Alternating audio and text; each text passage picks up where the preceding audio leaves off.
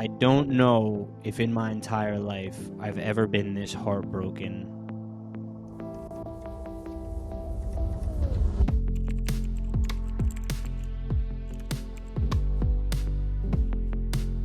Hello everyone, welcome back to another episode of Inside the Inspired. Today, I am here to introduce you to a very special individual. You can't know where you're going unless you know where you're coming from. And I actually learned this lesson from this particular individual. He took me from Poland to Israel to show me the darkest times in Jewish history to the lightest times in Jewish history. And I'm very grateful to introduce the Northeast U.S. Regional Director for the March of the Living, father, grandfather, husband, and just an overall kind, genuine soul, someone that means so much to me and that I've actually known since I was 18 years old. Please welcome none other than Mr. Joel Katz. How are you today, sir? Thank you very much. I'd love to be here, and it's great to connect with all of our alumni. Joel, I want to start by asking you, what mission are you on? I'm sorry, what? What mission are you on? What mission? Judaism, Israel, God. This is three things I live by. Dugma is to be an example. Derech Eretz, respecting others. And V'ahavta l'reacha kamocha, love your neighbor as yourself. I've grew up with those. They were taught to me by my parents, and I've taught my children and all my friends and all those who've marched with me those three main principles of life. And at the same time, the love for our people, the Jewish people, and even more so, the love for our land, Eretz Yisrael, which for the last 75 years we've had freedom and a place to go and a place that welcomes us. I alluded to it in the beginning that you're the regional director for the Northeast of the March of the Living. Can you please explain to the audience what the March of the Living program is? Sure. In 1988, a group of people got together and said, it's time. It's time to go and show the next generation the atrocities of World War II and the Holocaust, to show the world man's inhumanity to man. And at that time, a small group, a few hundred people got together from the United States, Canada, of course, Israel, and a few countries in Europe.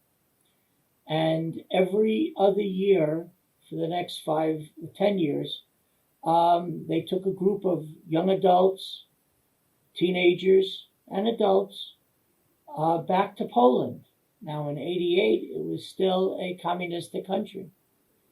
They visited the camps that were available to them: Auschwitz, Birkenau, Ploshov, Majdanek, Treblinka, Chelmno.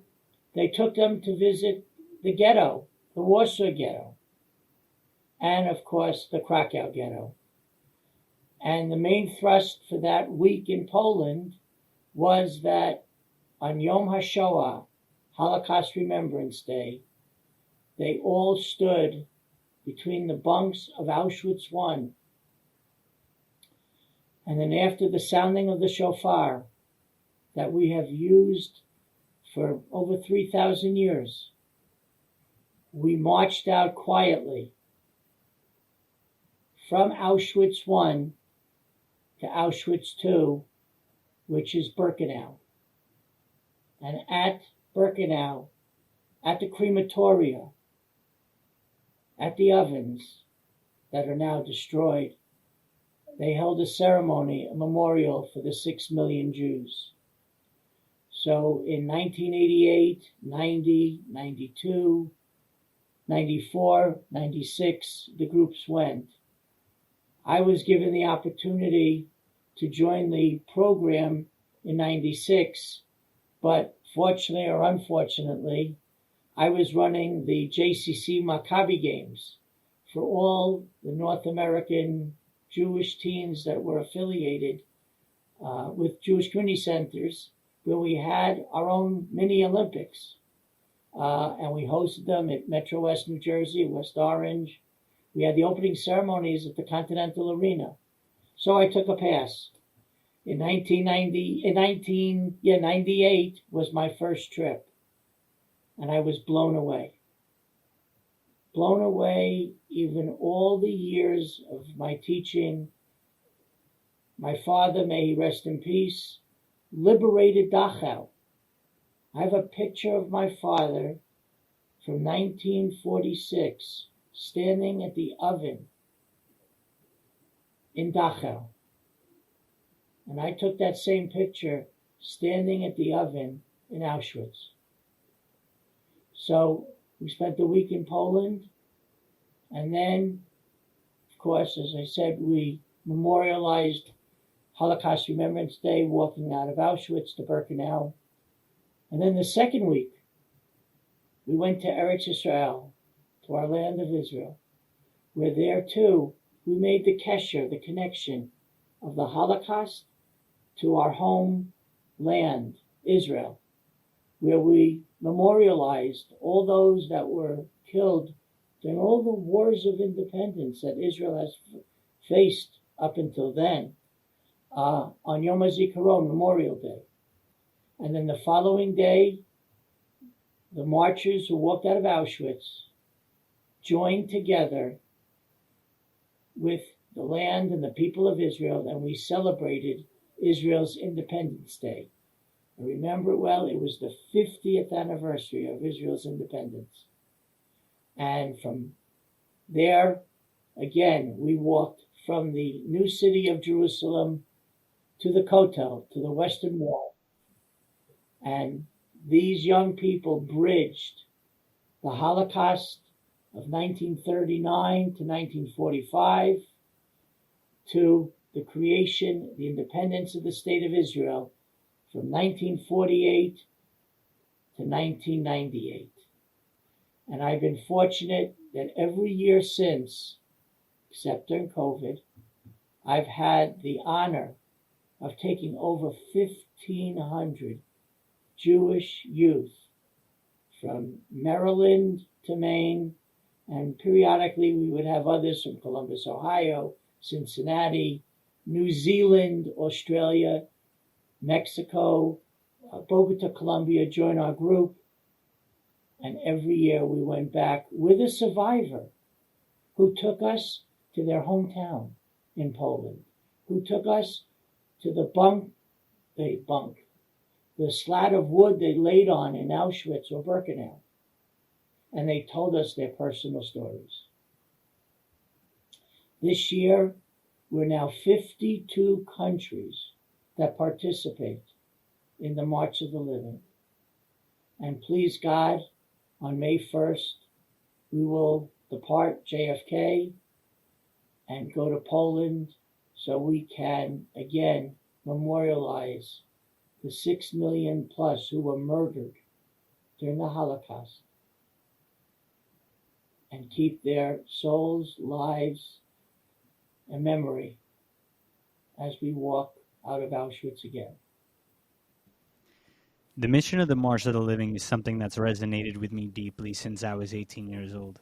And I think almost every day since I've thought about that trip in one way or another. It was a big part and the catalyst of what made me want to go serve as an infantry combat soldier in the Israeli Defense Forces. And I remember having conversations with you, with the survivors, the other students, about that decision, and walking through those camps, being so frustrated, being and feeling so helpless.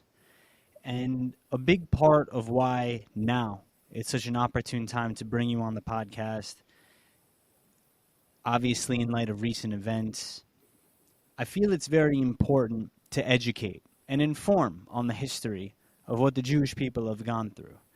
And for me, I wanted to start at the beginning. Most recently, I invited Dr. Edith Eger, world-renowned best-selling author and trauma expert, and Viktor Frankl's protege, onto the podcast, where I had the pleasure of speaking with her at length about trauma, the Holocaust, and also had the pleasure to meet her grandson.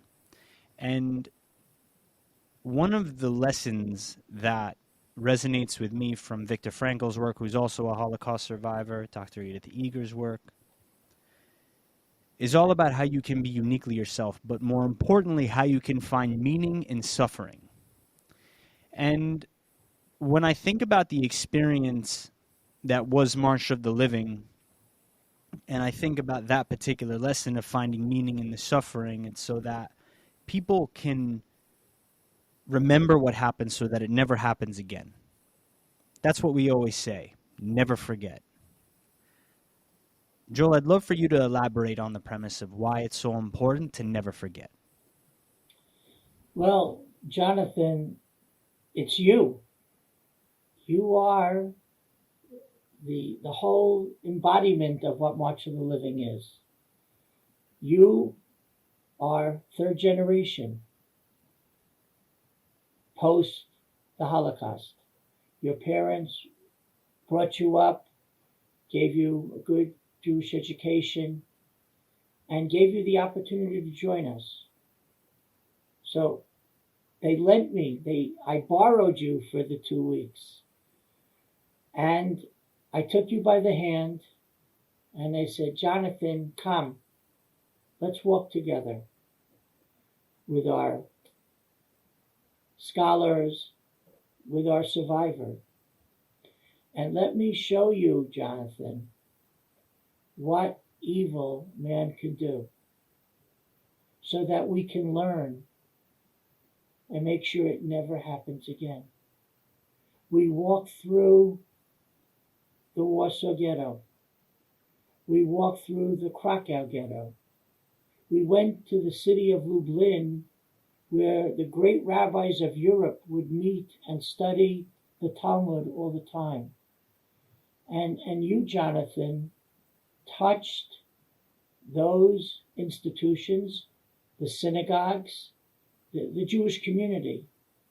But then, Jonathan, we walked into hell. We walked into the lowest place on earth that we could find. We walked into those death camps. You walked with me in Auschwitz I into the crematoria, where you and I put our hands on the wall. And what happened? Our fingers fit into the crevices of what people try to use to climb out and get above the gas. Then we walked out the door as free, independent Jews. And right next door, we saw the ovens where they burnt our bodies. That wasn't enough. We went up to Majdanek, another death camp in the city of Lublin, and we saw how the community post-World War II built their homes around the perimeter of the camp.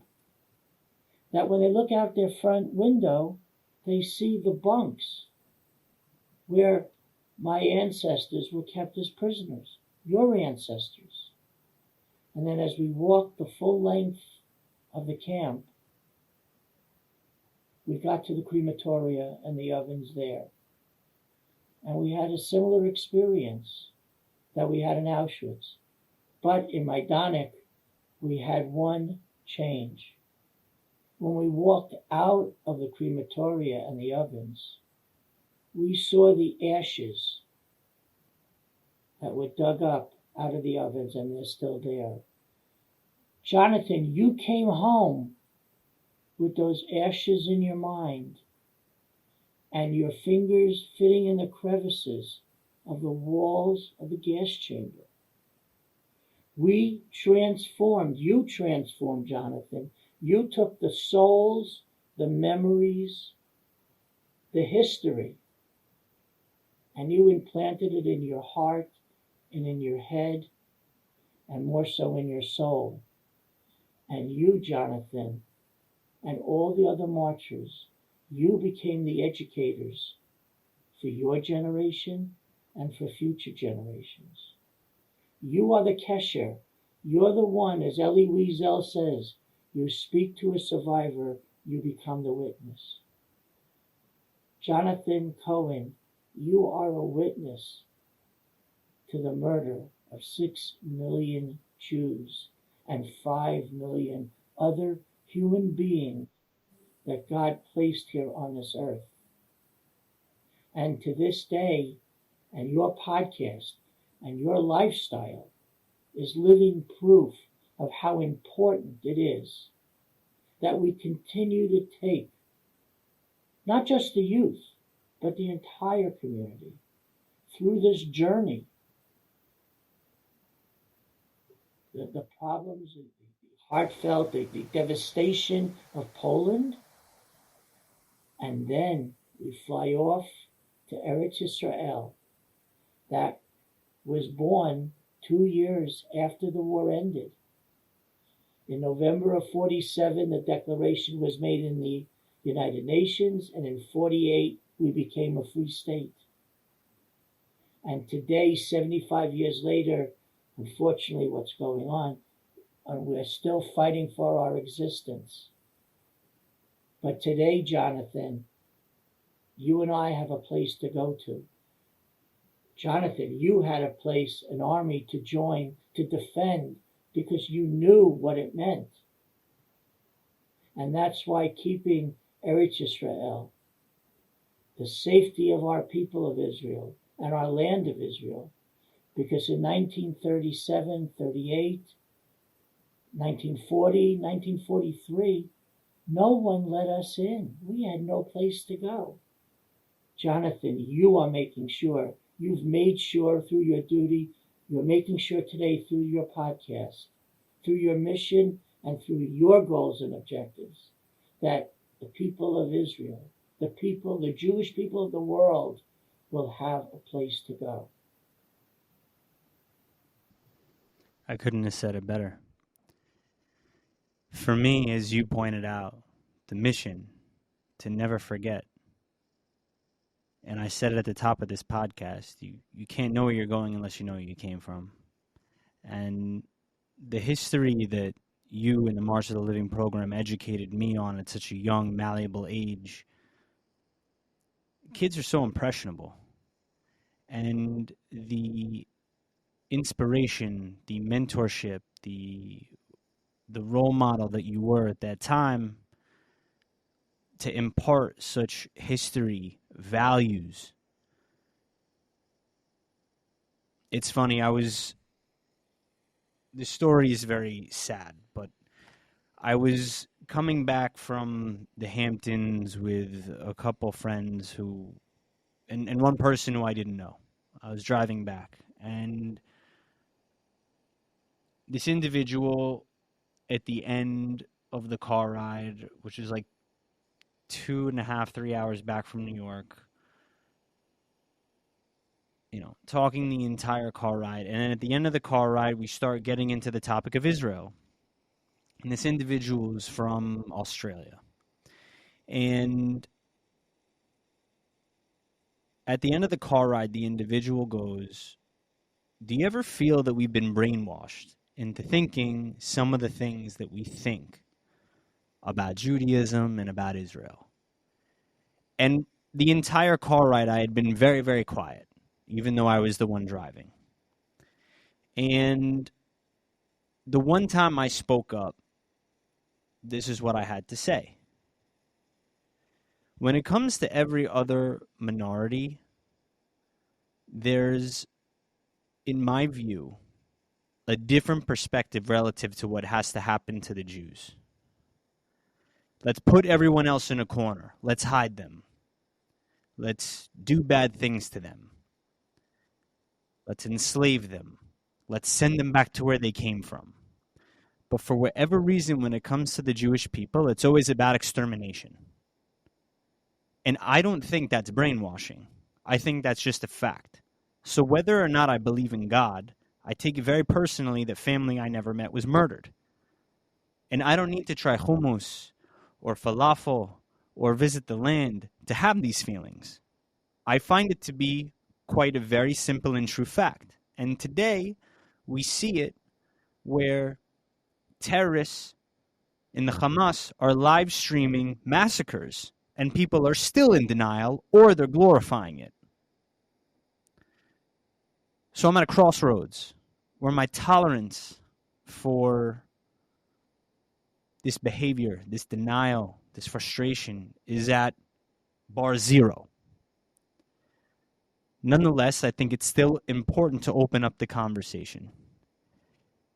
And so I'm curious from your perspective, when you get that type of feedback, when you get a non-believer, if you will, a denier, obviously with the law it's different, beyond a reasonable doubt is the standard. You have to be able to submit enough evidence to the court and to the jury to be able to prove that the facts in question actually occurred and that they prove the issue at hand. I'm curious in your experience how you handle the people who dispute the facts when it comes to the Holocaust. Okay. Let's take half a step back. First of all, your parents taught you from birth. They gave you a sense of identity and gave you a peoplehood. You're not an isolated individual. They taught you about Israel, the Jewish people, the Jewish holidays. But one thing, and you're so right about all the different aspects of anti-Semitism, the hatred to the Jew. But we have a few things that are different. Let me start right from the beginning. We have the Torah, the 5 books of Moses. I call it a Torah. You can call it a history book. I don't care. But we have written documentation of our history, of our world history.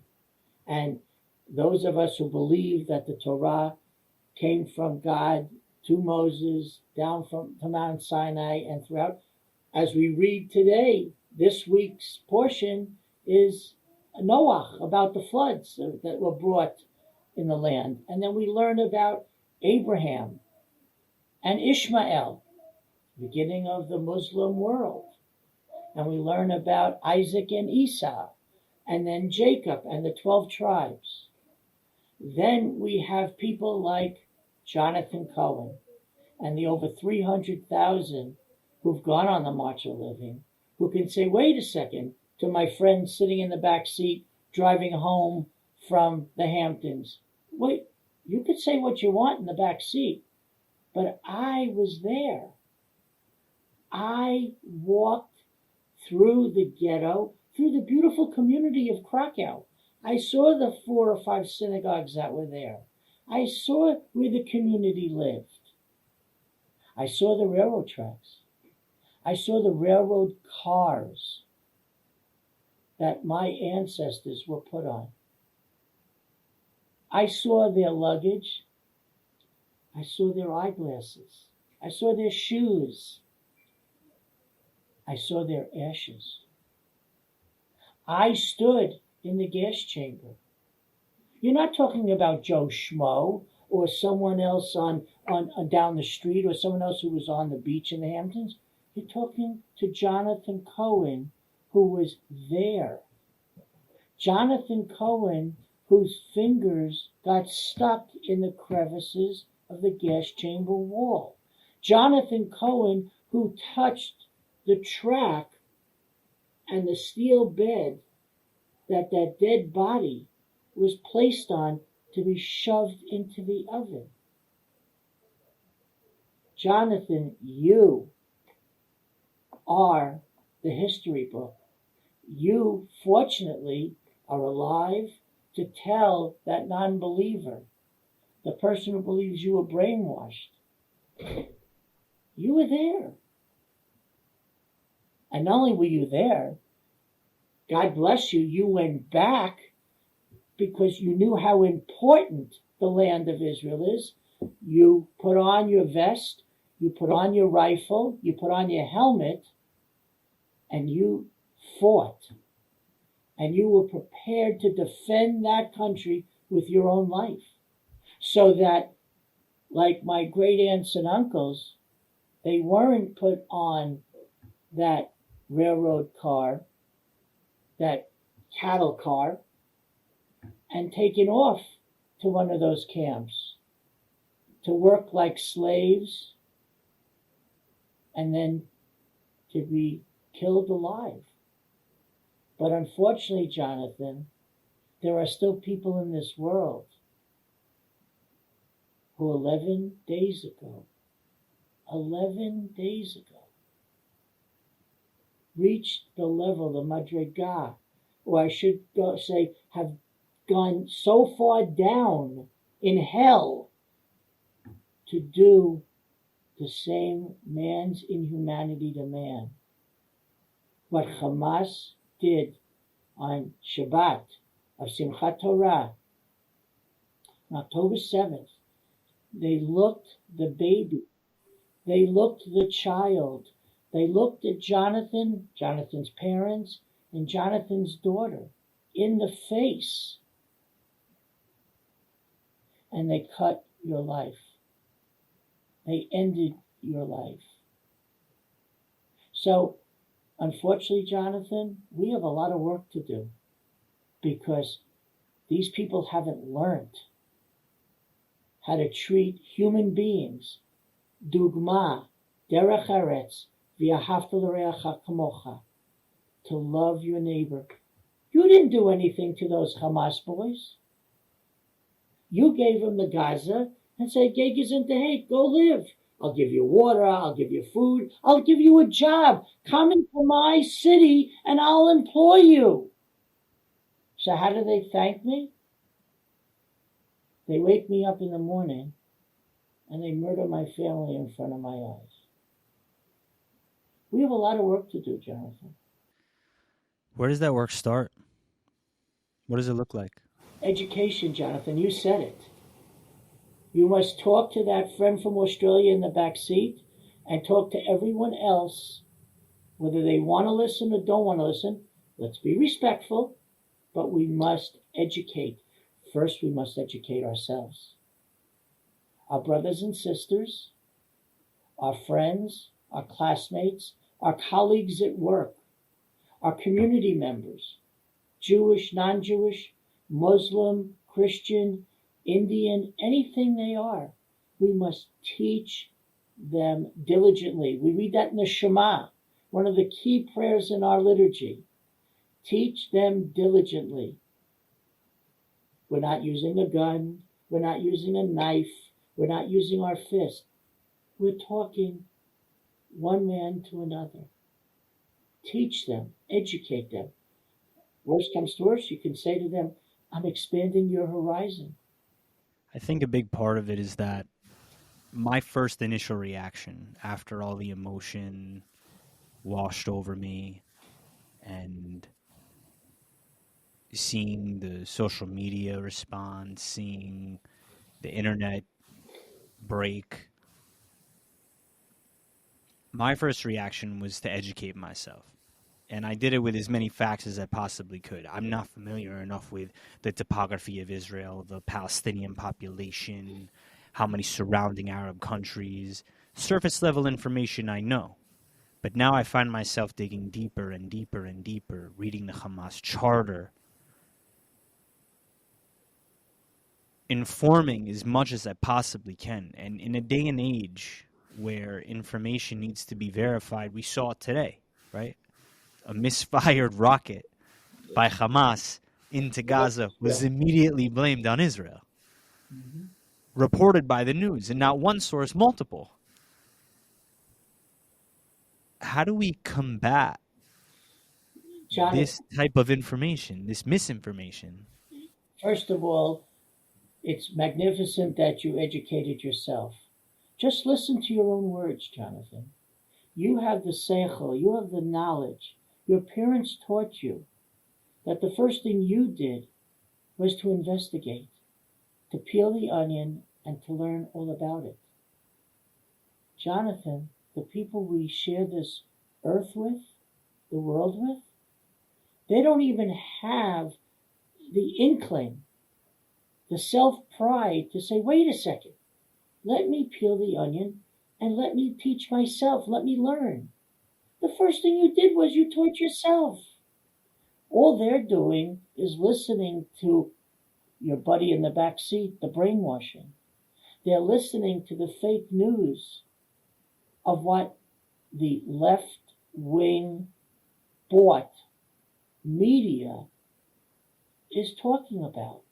You yourself said it wasn't just one network, but all the American networks all said it was Israel that sent the bomb. By the way, Jonathan, what was the name of the army you served in when you went to Israel?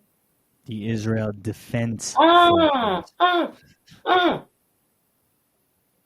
Did you ever know of any time in history when Israel started a war? What does Israel do? They defend.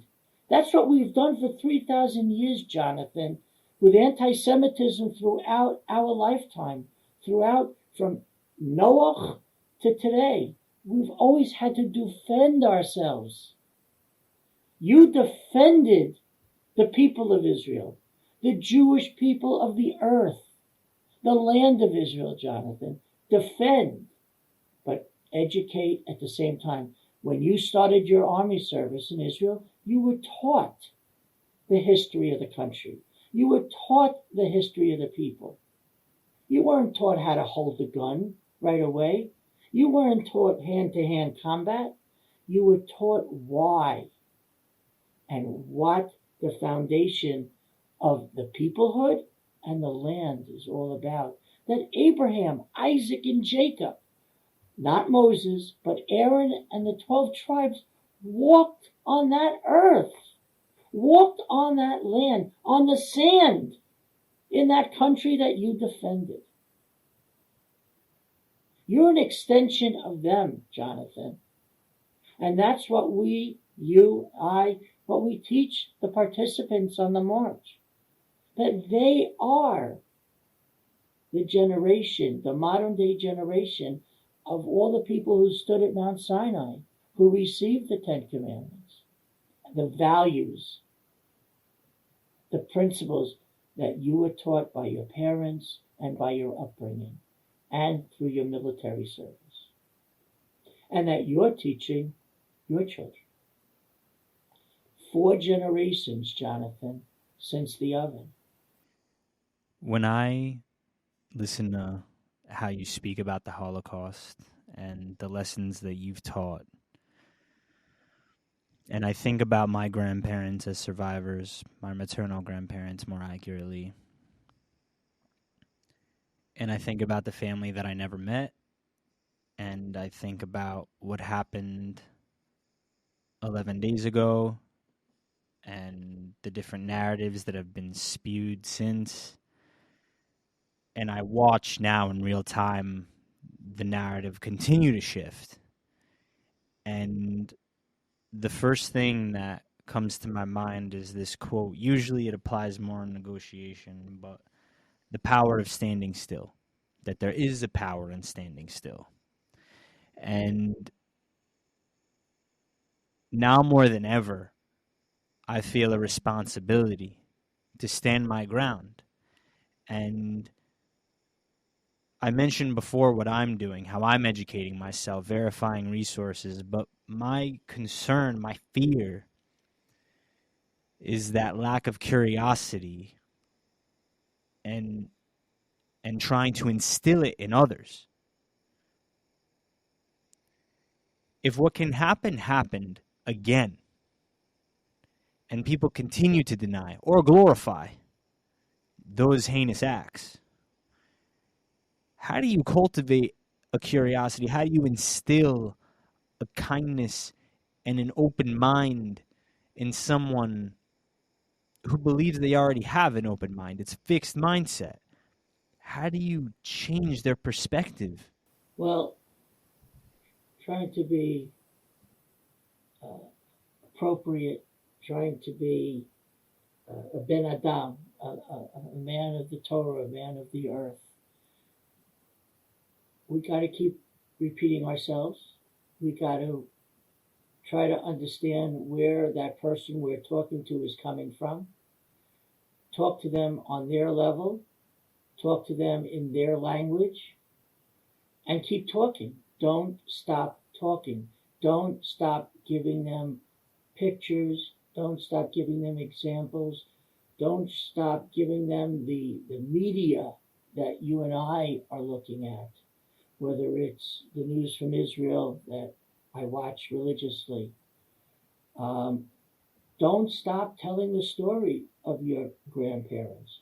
Don't stop telling what you saw and what you touched, not just in Poland, Jonathan, as a member of the Israel Defense Force, what you did, why you did it, why Jonathan Cohen chose to make that decision.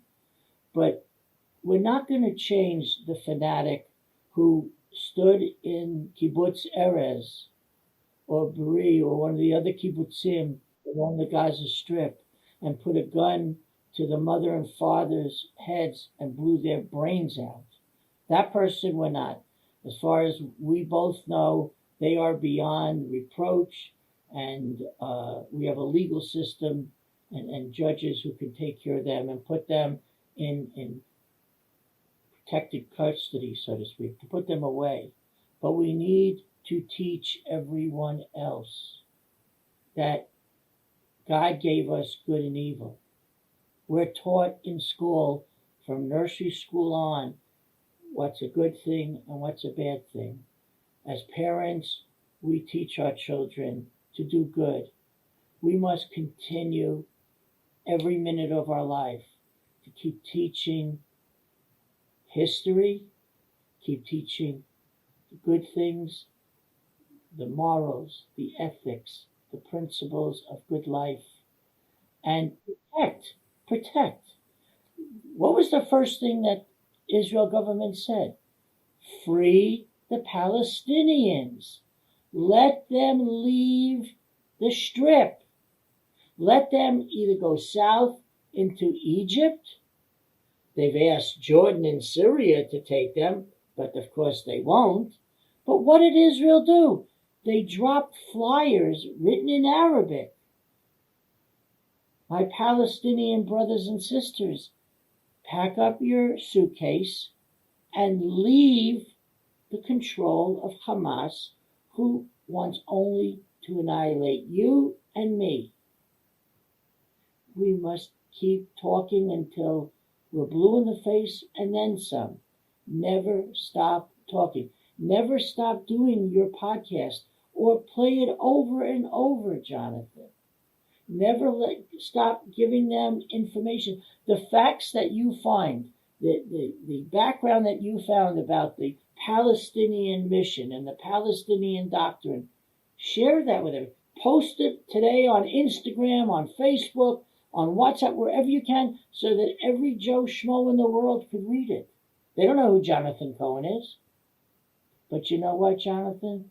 If you send that flyer up, if you post that message, someone will read it and you will impact someone. You will help teach them the God's honest truth.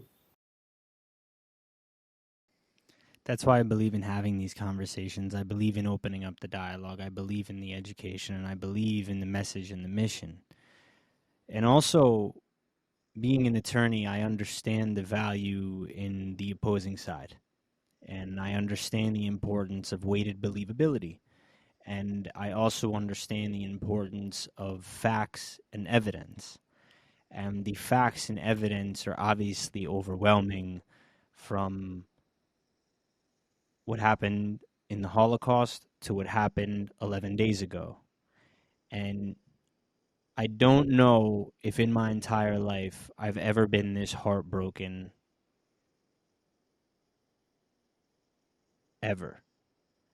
And there's a fear at the same time, That's something that I've been talking a lot about recently. A lot of what we do on the show is talk about a growth mindset, overcoming obstacles to achieve success.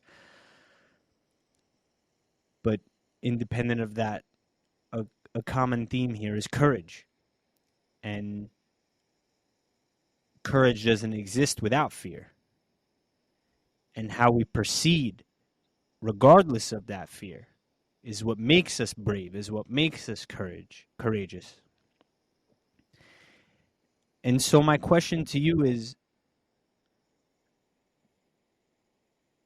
knowing the task at hand, being as heavy as it's ever been, with so many social weapons, I find that this isn't just a physical war, but a psychological war also that we're fighting.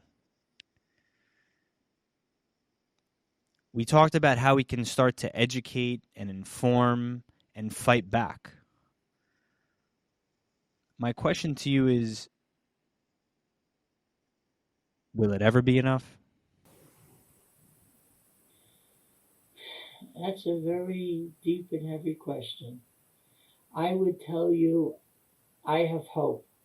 I have faith. Not only in myself, but in you, the next generation. I have faith that you, as an attorney who've learned about laws and how you can bring your history, your personal history, your personal existence of what you've done through your life from birth till today, and package it together,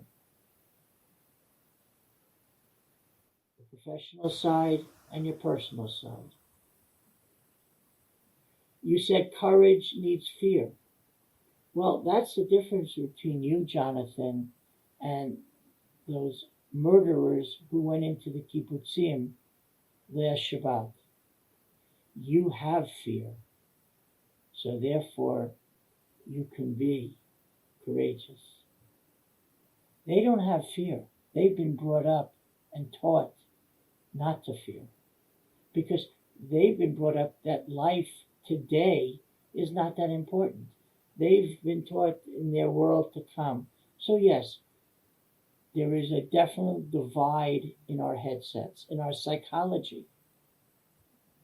But fortunately, Jonathan, there's a lot more of us, the Jews, the Christians, the non-fanatical Muslims, and all the other religions of this earth that believe in fear, that want to live, that want to have children and teach and have another generation and to develop a legacy. And we need to keep educating and hammering away at them. Whatever vehicle and tools we might have, you have your personal life, but your professional training. So you can talk from the legal point of view. I am a social worker, psychologist. I can take it from the mind and try to get into the brain and prevent the brainwashing, but give them their own free opportunity to learn and educate themselves. We're going to give them the facts. You've learned the facts. Like I said, our history book is written in the Torah.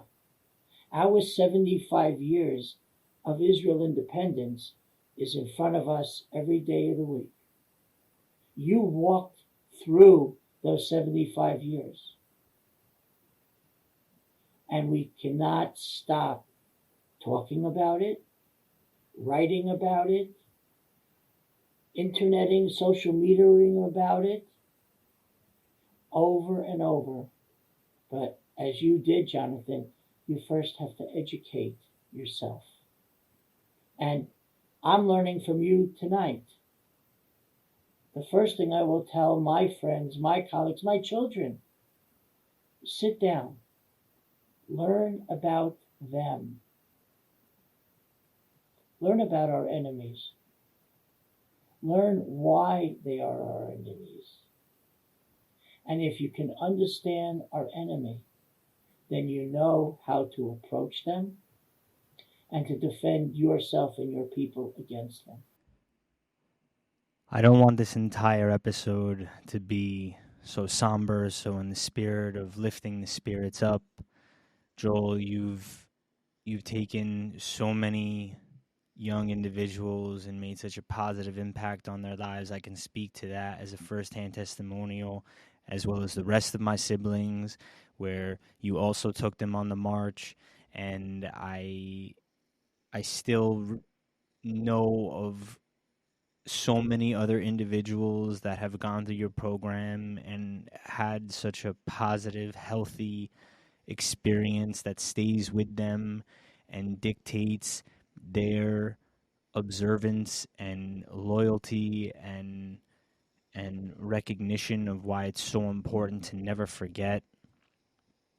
There's a question that I pose to everybody that comes on this show, and now I'm going to pose it to you. I know this has been a very issue-based episode. Hopefully I can bring you back on and have you offer up some more wisdom and share insights as to how you got to where you are. But the question that I ask is, if the future version of yourself from 10 years from now, assuming they're in that ideal spot, was to fly in today and offer you some advice in order to get there, what do you think he would say to you? Continue learning, continue caring. God should allow this body to continue and to have the strength. As we say in Hebrew, moach, koach, and ometz. I should have the headset, the strength, and the will to do it. I never want to stop doing the march and teaching the next generation. I promised my grandchildren, please God, I'll have the strength to take them on the trip. I was very fortunate in 2005. Well, first of all 5 of my children have gone with me. My wife has gone with me. But in 2005, my father joined us. As I said, he liberated Dachau.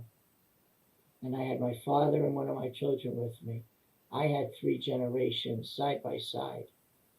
And in 10 years, I should have the strength to continue to enjoy my grandchildren and my children, and to continue touching Jewish youth of today and be able to take them on this journey to see not only man's inhumanity to man, but to see the beauty, the incredibleness of Eretz Israel, besides the medical findings that are coming out, the technology that's coming out, the harvesting, the food and nutrition that's coming out from that little country that's always have that rifle on their shoulder to defend themselves. That's always had to look over their shoulder for protection.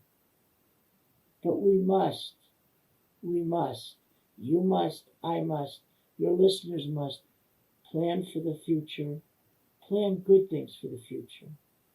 Ben Adam, man created us in his image, in his good image. You have such goodness in you. Your sisters, your parents, your children. I have as well as my family. We must keep teaching, reinforcing. One of the key pieces that I continue with the march is I try to keep in touch with every one of our alum. Every Friday I send out a Shabbat message, links and stories about the Jewish world. Unfortunately, the last 2 weeks, they were all about the horrific acts that have occurred. And unfortunately, the last few months, it's about the anti-Semitism that we are seeing throughout the world. But good, bad, or indifferent, stay connected, stay educated, keep learning, and keep working for the growth and the beauty and the enrichment of the Jewish world. Ladies and gentlemen, Mr. Joel Katz, thank you so much for your time today. This was a pleasure. It's so good to see you. I wish you well. I wish your family well. And please let the audience know where they can keep up with your journey. Anytime they want, motl.jdkatz@gmail, or go to our website, motl.org, and learn all about this incredible journey. You don't have to come with me. As I said, 52 countries. You can join any group. We would love to have the opportunity to teach you and to instill some of the values that Jonathan has reaped from this incredible journey. Thank you, Jonathan. Don't stop what you're doing. It's magnificent. Thank you so much.